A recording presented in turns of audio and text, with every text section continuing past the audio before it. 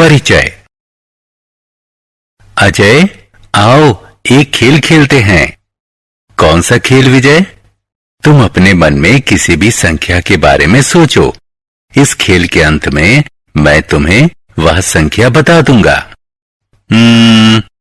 ठीक है। अब उस अंक के साथ 4 का गुणा करो।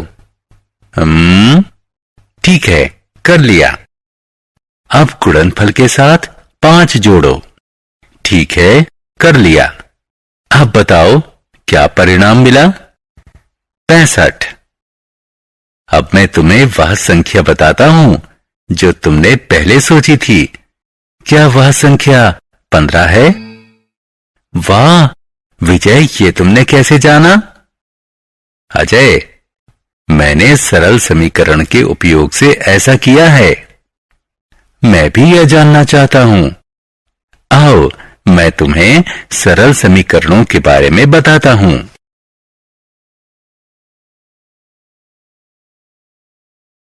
उद्देश्य। इस पाठ के अंत में आप निम्न करने में सक्षम हो जाएंगे। एक समीकरण को बनाना, समीकरण की अवधारणा को समझना, किसी कथन को समीकरण में और किसी समीकरण को कथन में परिवर्तित करना, समीकरण को हल करना, स्थानापन्न को समझना, सरल समीकरण से संबंधित समस्याओं का समाधान करना। समीकरण बनाना। सबसे पहले मैं तुम्हें समीकरण बनाना बताऊंगा। आओ एक उदाहरण लेते हैं। मैं तुमसे एक संख्या के बारे में सोचने को कहूंगा। मैंने तुमसे एक संख्या के बारे में सोचने को कहा। मुझे उस संख्या का पता नहीं था। मेरे लिए यह कुछ भी 1, 2, 3, 11 या 100 हो सकती थी। मैं इस अज्ञात संख्या को एक अक्षर x से व्यक्त करता हूं। तुम x की जगह y या t या कोई भी दूसरा अक्षर ले सकते हो। मैंने तुम्हें संख्या को 4 से गुणा करने को कहा। गुणनफल 4x हुआ। फिर इसमें 5 जोड़ा जो कि 4x जमा 5 हुआ। आपको परिणाम 65 प्राप्त हुआ था, जिसका अर्थ है कि 4x जमा 5 बराबर है 65 के। अब x का मान जानने के लिए इसमें विभिन्न मान रखते हैं। यदि x बराबर 1 है तो हम उत्तर 9 प्राप्त करते हैं। यदि x बराबर 5 है तो हम उत्तर 25 प्राप्त करते हैं। इसी प्रकार यदि x बराबर 15 है तो हम उत्तर 65 प्राप्त करते हैं। यह बहुत आसान है।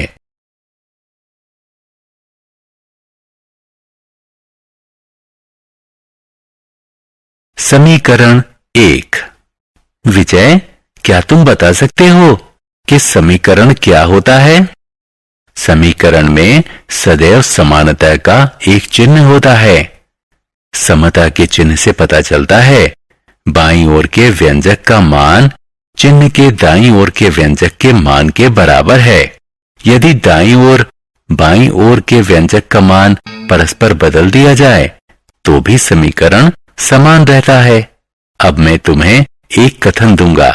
तुम्हें इसे समीकरण में बदलना होगा। क्या तुम तैयार हो? हाँ। 3 बार x और 11 का योग 32 है।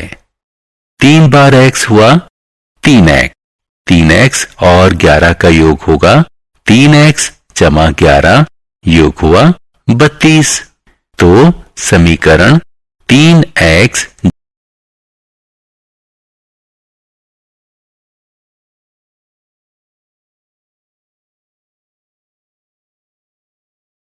समीकरण 2। हम समीकरण को भी कथन में बदल सकते हैं। क्या तुम कोई उदाहरण दे सकते हो? ठीक है, इस समीकरण को देखो। x घटा 5 बराबर 9। हम इसे इस रूप में लिख सकते हैं। x से 5 निकालने से 9 बचता है और हम लिख सकते हैं 5p बराबर 20। एक संख्या p को 5 से गुणा करने पर 20 प्राप्त होता है।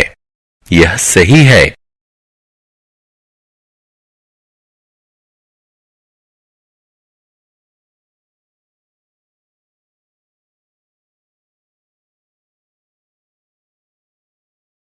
बहुत अच्छा है।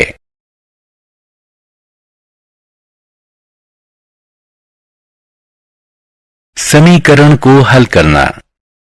हम एक समीकरण कैसे हल करते हैं? एक संतुलित समीकरण अपने दोनों पलड़ों पर बराबर वजन रखे एक तराजू की तरह है। यदि हम दोनों पलड़ों पर समान वजन रखें तो उसकी डंडी क्षैतिज हो जाती है। इसी प्रकार यदि हम एक समान वजन को हटाएं तो भी उसकी डंडी क्षैतिज ही रहती है। ठीक यही बात समीकरण के लिए भी सही है। यदि हम दोनों पक्ष से एक ही संख्या जोड़ें तो समीकरण अप्रभावित रहता है, और अगर हम दोनों पक्षों से एक ही संख्या घटाएं तो भी समीकरण अपरिवर्तित रहता है। यदि हम एक सही संख्या से गुणा या भाग दें तो भी समीकरण अपरिवर्तित रहता है। उदाहरण, आओ एक समीकरण लेते हैं। x जमा 3 बराबर 8। इस समीकरण के दोनों पक्षों से हम 3 घटाएंगे।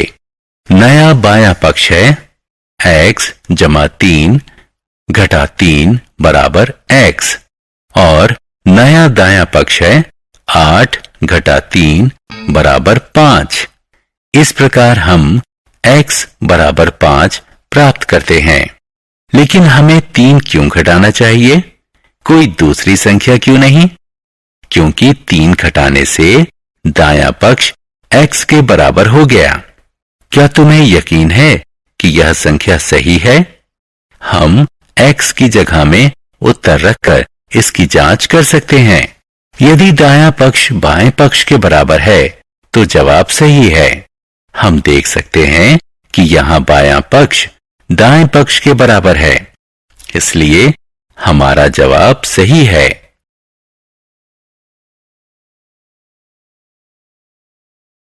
पृष्ठ, फलक और शीर्ष। अब इस समीकरण को लें। 5y बराबर 35। सिर्फ y पाने के लिए हम दोनों पक्षों में 5 से भाग देंगे। अतः बायां पक्ष y के बराबर है और दायां पक्ष 7 के बराबर है। अतः हमें उत्तर के रूप में 7 प्राप्त हुआ।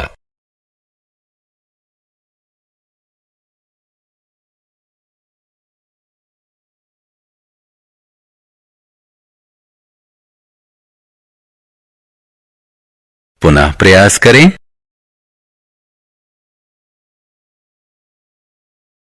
बहुत अच्छा है।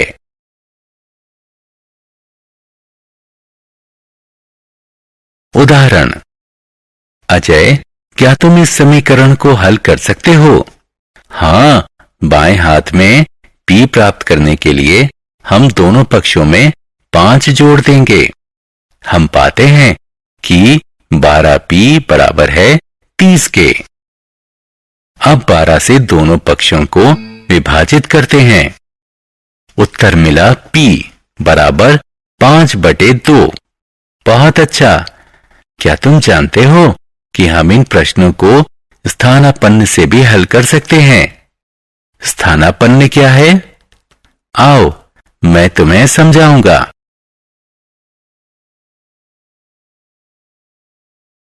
स्थानापन्न। स्थानापन्न का अर्थ है पक्ष बदलना।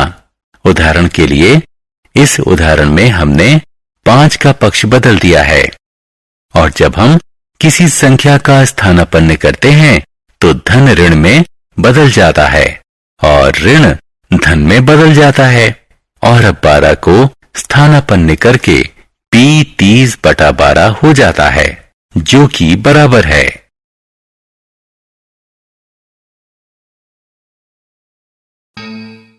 वास्तविक जीवन से उदाहरण। अजय, अब तुम समीकरण को हल करना जानते हो। तुम्हारे लिए एक प्रश्न है, पूछो। राजू के पिता की उम्र राजू की उम्र के 3 गुना से 5 साल ज्यादा है। राजू के पिता की उम्र 44 साल है, तो राजू की उम्र पता लगाओ। हमें राजू की उम्र पता करनी है, तो हम उसकी उम्र x मान लेते हैं। अब राजू की उम्र के 3 गुना से 5 ज्यादा 3x जमा 5 जो 44 के बराबर है।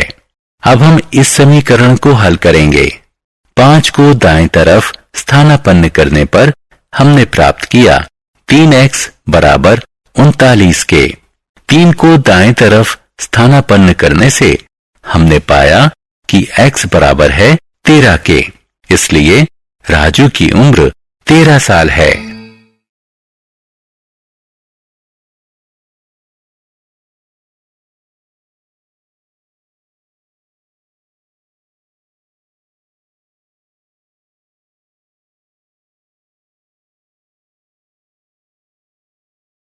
बहुत अच्छा है।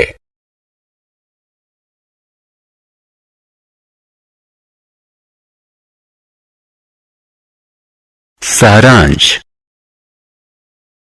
आइए हमने जो कुछ सीखा है उसे संक्षेप में दोहराएं। एक समीकरण चर पर एक प्रतिबंध होता है। प्रतिबंध यह है कि दोनों व्यंजकों के मान बराबर होने चाहिए। यदि दाएं पक्ष के व्यंजक और बाएं पक्ष के व्यंजक को परस्पर बदल दिया जाए तो समीकरण समान ही रहता है। संतुलित समीकरण की स्थिति में दोनों पक्षों में एक ही संख्या जोड़ने या दोनों पक्षों से एक ही संख्या